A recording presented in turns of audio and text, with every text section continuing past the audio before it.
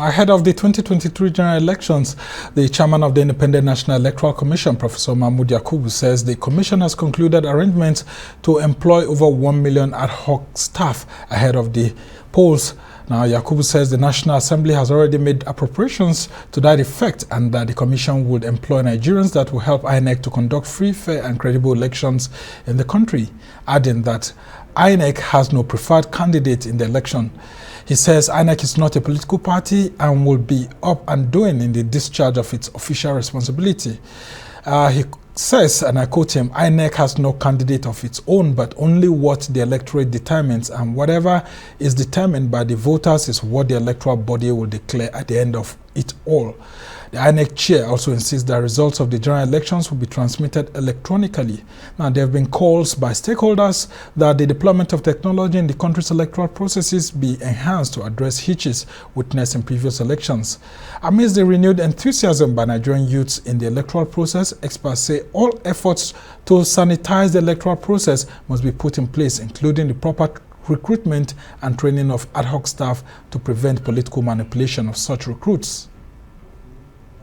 And joining me to look at these issues is a public affairs analyst, Majeed Dahiru. So good to have you join us. Thank you very much. Yes. It's a pleasure to be here. Yeah, and so let's talk about how critical it is, beginning with the innovations that INEC has introduced, how critical it is for the electoral body to be seen to be neutral, to declare credible election results, and how the process can be well manicured so that we don't have a post-election crisis ahead of us. Well, it's very important because if you look at the scenario right now, the three leading presidential candidates appear to come from the old First Republic regions. And so to mitigate any unpalatable outcome in the next election, particularly at the presidential level, it is important, like you rightly said, to manicure the process neatly to give rise to an acceptable outcome. And what can be acceptable will be a credible process that is transparent, free, fair, for all to see. What INEC has been doing recently is quite reassuring. In fact, the statement from the chairman is also very reassuring. INEC is not supposed to even contemplate being a political party because it is not. It's an impartial, unbiased umpire, electoral umpire. And it is good to see that INEC has done the most as an institution to help in the reforms we've seen recently, particularly the deployment of technology. The entire country was aroused through concerted advocacy by all interest groups to say, look, we now need to deploy technology, particularly the issue of electronic transmission of results from every level of election so that we'll have a very transparent, free and fair process. So I think it is very important, but most importantly too, to drive a credible election that will have an integrity that all stakeholders concerned, both the electorate, political parties, and everybody interested in the election will accept, is to also have people of integrity driving the process. And yeah, so, I mean, that's why with INEC announcing 1 million ad hoc staff, it sends a lot of, shivers. And so INEC has to be careful. That's what people are saying. Politicians do not hijack this process. It's very important. And I think it was not very strategic for INEC to have announced this large number of recruitment. It should have been done in a manner that will not attract political hawks to come and steal away the chicks. It's very important. But there's a budgeting system. And so the number has to be announced so that the public knows how much money the commission is pushing into I actually think that after the process, when you are defending your budget for the next year, you can actually enumerate your expenditure in the outgoing year, which includes 1 million ad hoc staffs. The most important thing is, if you need 1 million people to do these ad hoc duties, make sure you actually engage 1 million people and pay them what was stated in the expenditure framework. That's the most important. And if the elections also turn out to be, as expected, free and fair and credible, you can now explain that, look, to make this whole process, credible, we have to engage, amongst many other things, 1 million people as ad hoc staffs.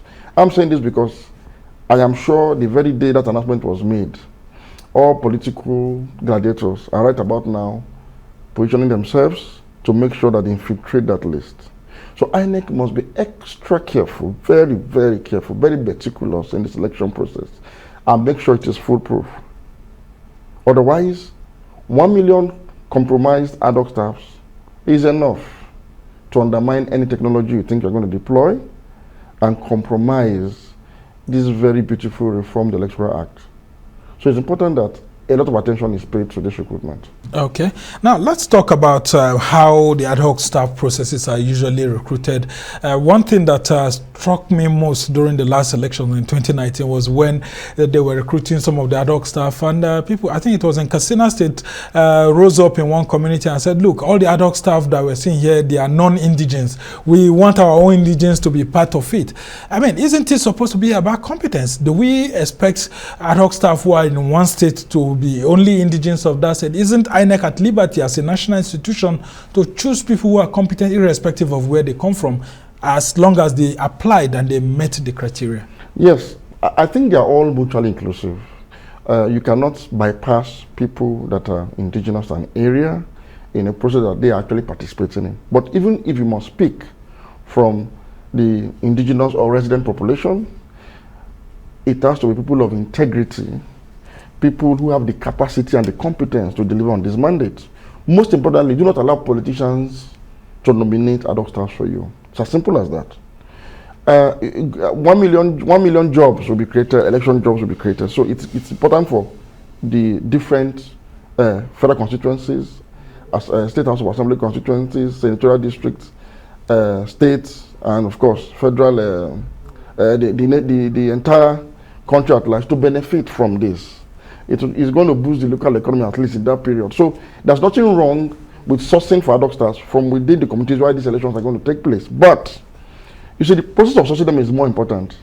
If you accept lists, as we've seen in the past, from politicians, whether you bring in foreigners, indigents, non-residents, so long as even those category of people were nominated for you by politicians or political interest, they will still not do the job. So it doesn't really matter where they come from. What is important is the process of recruitment should not be one that is compromised on political expediency. INEC must be wary of politicians and political parties. Yeah, but how easy is it for INEC to say, okay, this person is not a member of this or PDP or APC and so on? People just apply, and when they are applying, they won't tell you that they are members of APC or PDP. No, there's nothing wrong with ad hoc staff. What if they disguise it? You can be partisan. You see, you cannot say somebody should not belong to a political party to have some interest. But it's a different ballgame when those interests are the ones now nominating these individuals to work for you. So the thing is the process. Open up the process. You should have certain baseline requirements for participation as ad hoc staffs. Make it transparent, make it open. Those who come for either training or interview or maybe interactions with those that are recruiting, whoever satisfies this basic, this minimum requirement to be engaged, you employ them based on the merit of their capacity. And of course, I'm going to monitor them. They have supervisors, they have, other levels of electoral officers up until recs and commissioners that are going to monitor and supervise what they are doing. So you have to supervise them adequately in addition to that. So I'm saying it is even easier, for example, to carry out a transparent process, even if people who belong to political parties, which in any case, people should belong to political parties as a matter of democratic rights, as citizens of any country. But in this instance, you are not here to serve your political party interest. You have to serve the interest of INEC as an unbiased, impartial electoral umpire. So they must be monitored to fulfill this mandate, at least within the period. That's most important. And the issue of NYSC that have always been used, let's talk about them. How do you think we can progress from the previous processes where we used to have ad hoc staff not being paid properly, and then at the end of the day they would just hands off the electoral materials and just leave them on election day. And they can be easily induced. And then some of them are induced, and then some of them actually are afraid to go to certain areas because of the issues of security. I mean, how do you address those issues? Is the NYSC still a very good pool for the recruitment of ad hoc staff? Yes, NYSC should be the first line of recruitment for ad hoc staff because, first, they are on national service. So election duty can also come under the purview of national service. But in doing this, I think INEC must now collaborate closely with the leadership of NYSC as an institution. Members of the corps must be made to understand that as part of your national duty, it will be in contravention of your service duty to compromise electoral process. I think a lot of work needs to be done from within the NYSC establishment itself. A lot of work. We should no longer allow them to just be on their own, because I'm saying this with some experience. In the past, part of election expenditure usually is monies for INEC ad hoc staffs. It's a huge compromise budget them. to compromise them. And this is because nobody gave them the orientation not to do so. You know, before now, election has been a free-for-all bazaar. Everybody grabs political parties, delegates, ad hoc staffs, and even some INEC officials, of course, as security too. So we need to have NYSC reorientate serving corps members on the need to resist, refuse, and do not compromise on the basis of financial inducement by political interest groups. It's very important. And for INEC to make adequate provision in terms of welfare for ad hoc staffs, whether they're NYSC members or not. The INEC national chairman says the money is already there the for money the should payment. Be paid, in fact, to me, if you should pay them something ahead and pay them the balance almost immediately you are done with the election. It's very important. This is very crucial for all of us. And so INEC should improve on their payment system for ad hoc staffs. It's important. If you don't want people to be tempted, please provide at least an irreducible minimum of welfare for this service. And talk about security as well. Yeah, which is, I mean, they're very critical important. Because some corps members were kidnapped. Some people were even maimed, and we also learned the INEC abandoned some of these corps members after that exercise. You see, security agencies, particularly the Nigerian police force, again, must be repositioned from within. Electoral offenses is a serious one. It's akin to banditry. When you abduct ad hoc staffs and cut away electoral materials, is electoral banditry. And electoral banditry, most often than not, results into the enthronement of administrative bandits in government. And it is these administrative bandits that actually sustain the bandits on our highways and our forests because of their incapacity at governance. So this whole thing starts from the elections. If somebody gets into power through electoral violence, there's no way he will not serve that interest. It's not possible, it's impossible, because he's a product of the system, so he has to sustain it, because that is what got him to power. So police, the Nigerian police, they're also victims of, you know, what ails the country. They're not immune from it. Their welfare and their own security as well is no longer guaranteed. So they must stop this practice of aiding and abetting electoral violence. They must see it as a duty to protect ad hoc staffs, main staffs, and the electoral process generally. They must not turn the blind eye or compromise and look the other way when certain interest groups are perpetrating violence because they want to win an election. So it's important for every stakeholder in the election to play their role very well, with INEC coordinating centrally. Okay, let's come back now to the issues of some of the reforms that INEC has already embarked upon. We've seen the issue of electronic transmission of results, being put in place. We've seen Ekiti and Osun elections giving some ray of hope and all of that. What other sort of reforms are needed apart from the beavers to be able to see how we can, ensure that the process is delivered? Yes, we've seen this process, some of these new processes tested, but some people are still complaining of like issues of network in some other places. But INEC keeps saying that, look, they are working alongside the telecoms companies and so on. What sort of other innovations do you think INEC can take to ensure that we don't have a situation whereby, like the Kenya election, for 6 days, a winner could not be announced? Well, honestly, apart from increasing manpower strength and uploading of results in real time, I think INEC will have to actually have, maybe a conversation of some sort, an arrangement with telco operators really, to improve network service so that the beavers and other deployed technologies can act, faster than that has been reported in some previous elections recently.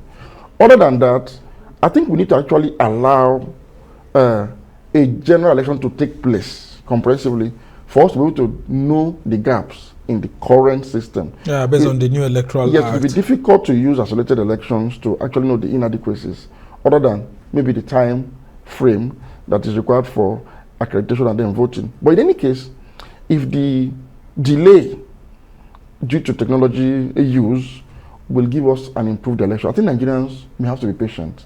It's enough sacrifice to spend the whole day to make sure you get accredited and then cast your vote for candidates you think can improve your security and welfare. But again, to be too early to begin to comprehensively identify the gaps in the current system until the general election has been done. I'm sure maybe some other experts who are ICT experts or who are election monitoring experts may have observed certain things, but as an ordinary citizen, I think the system is improved enough to be given the benefit of doubt of being tried, and if it is trusted, then we can run with it subsequently. Yeah, and I would like to ask you if you think Nigerians will be patient enough to wait for the outcome of the election for like 6 days, like we saw in Kenya, in the midst of all these fears of social media misinformation, issues of results tampering, allegations, and all of that.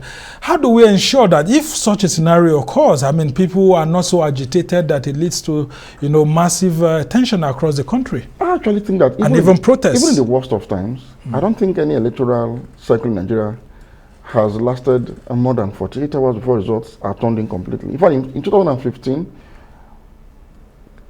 counting was still on when the former president, Goodluck Jonathan, put a call through conceding to his rival, President Muhammadu Buhari now. So I think that even in the worst of times, without the use of technology, within 48 hours, elections are declared across the board. Yeah, because the political parties also have parallel voter tabulation that they are doing at their own situation. Kenya was not so much about the electoral system, but certain political issues, which is, of course, we witnessed playing out even at the venue when the results were being declared. Another Rubebe style. I mean, we saw exactly, like about 2 or 3 gentlemen who were protesting. Yes. So I think there are political issues, there are peculiar issues to Kenya. Of course, you know the politics in Kenya and the complexities of Kenya. I'm sure there are issues that may have delayed the results other than technology or even the system. So I honestly do not think that with what we have today, I don't think we'll have the Kenyan scenario, except something similarly goes wrong in Nigeria politically, as we saw in Kenya. But if nothing goes wrong politically and elections go on peacefully, I think in less than 48 hours, or just in about 48 hours, we should know who our new sets of governors, presidents, senators, and House of Reps will be by the time the elections are over. Yeah, and one other thing that worked for Kenya, which is an innovation that they brought, was the issue of diaspora voting, although not in every part of the world, but some selected countries. Do you think that in the future, this is a very key feature that we should embrace in our electoral system? Because, I mean, a lot of diaspora Nigerians are always wanting to influence what's going on here. And if you go on social media, you see them urging people, go out there and get your PVC and all. They are keen to know what's going on in Nigeria, although they are unfortunate not to have the opportunity to vote. How do you think we can introduce this probably in the future? Yes, I think it's important because once we get the home front right, which we are hoping we'll get it right by 2023 due to the innovations we have today and the integrity of the process, it's important actually to allow for diaspora voting. If you look at our economy, for example, diaspora remittances is very huge. In fact, it fills the gap whenever we have foreign exchange shortages, because we have a huge Nigerian diaspora that are blazing the trail everywhere in the world, you know, making very good income for themselves, and then they're remitting something back home. So they are stakeholders.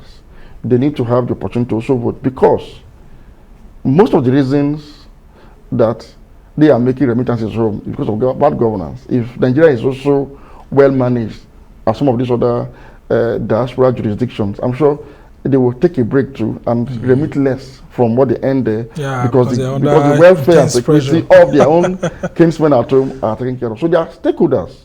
And once we get the home front right, and everybody agrees that, okay, we are making a headway with our liberal constitutional democracy, the next stage definitely will be to allow Nigeria's very important diaspora community to be able to vote and decide who becomes the political leaders of their home country at all levels. And as we try to round off this conversation, we'll go back to the issue of this ad hoc staff again. 1 million ad hoc staff being proposed for the 2023 general election by INEC. Now, how can INEC also engender confidence in this ad hoc staff in cases of kidnapping? I mean, we've seen people being kidnapped here and there, or in case some of these ad hoc staff are maimed or something. How should INEC approach such issues so that we don't have a situation whereby some of the ad hoc staff are abandoning electoral materials and running away, maybe for fear of kidnapping, or maybe politicians may want to take advantage of that. Maybe if a political opponent sees that in the other part where his opponent may have enough votes, he would kind of like send talks to, scare the ad hoc staff. And as a result of that, because they are not well protected, they may also run away or stay there, conduct elections in an atmosphere of fear that they embark on certain practices that are not good. There are a number of ways this can be taken care of. First, the preventive one is for the federal government, the Commander-in-Chief of the Armed Forces and our President, Muhammadu Buhari, to improve security generally ahead of 2023 elections. Because if you have a state of insecurity that deteriorates much worse than this, there's nothing anybody can do to ensure the safety of both voters, ad hoc staffs, and voting materials. That's one.